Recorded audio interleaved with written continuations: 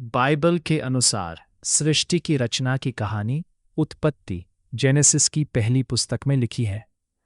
इसमें बताया गया है कि परमेश्वर ने 6 दिनों में आकाश और पृथ्वी की रचना की और 7वें दिन विश्राम किया।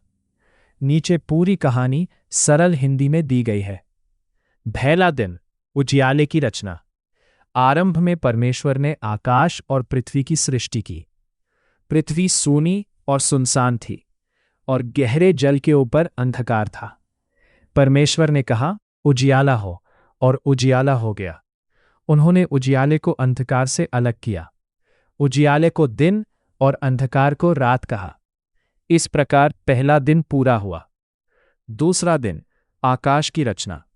दूसरे दिन परमेश्वर ने जल के बीच एक आकाशमंडल बनाया, ताकि ऊपर का जल और नीचे का जल अलग हो जाए। इस आकाश को उन्होंने आकाश कहा। इस प्रकार दूसरा दिन पूरा हुआ।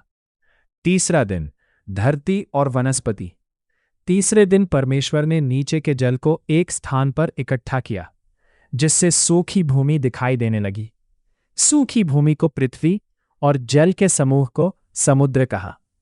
फिर परमेश्वर ने पृथ्वी पर हर प्रकार की घास, बीज वाले पौधे और फलदार वृक्ष उत्पन्न किए। इस प्रकार तीसरा दिन पूरा हुआ।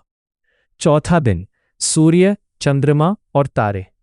चौथे दिन परमेश्वर ने दिन और रात को अलग रखने के लिए आकाश में ज्योतियां बनाई। बड़ी ज्योति सूर्य दिन पर शासन करने के लिए और छोटी ज्योति चंद्रमा रात पर शासन करने के लिए बनाई। उन्होंने तारे भी बनाए। इस प्रकार चौथा दिन पूरा हुआ। पांचवा दिन जलचर और पक्षी। पांचवें दिन परमेश्वर ने समुद्र के जीव जंतु और आकाश के पक्षी बनाए। उन्होंने उन्हें आशीर्वाद दिया और कहा कि वे बढ़ें और बहुतायत से भर जाए। इस प्रकार पांचवा दिन पूरा हुआ। छठा दिन स्थल के जीव और मनुष्य। छठे दिन परमेश्वर ने पृथ्वी के पशु, रेंगने वाले जीव और जंगली जानवर बनाए। फिर परमेश्वर ने कहा, हम मनुष्य को अपने स्वरूप में बनाएं। उन्होंने पुरुष और स्त्री को अपने स्वरूप में रचा। उन्हें आशीर्वाद दिया और कहा कि वे फले फूले, पृथ्वी को भर दे और उस पर अधिकार रखे। इस प्रकार छठा दिन पूरा हुआ। सातवां दिन विश्राम। 6 दिनों में सृष्टि का कार्य पूरा करने के बाद परमेश्वर ने 7वें दिन विश्राम किया और उसे पवित्र ठहराया।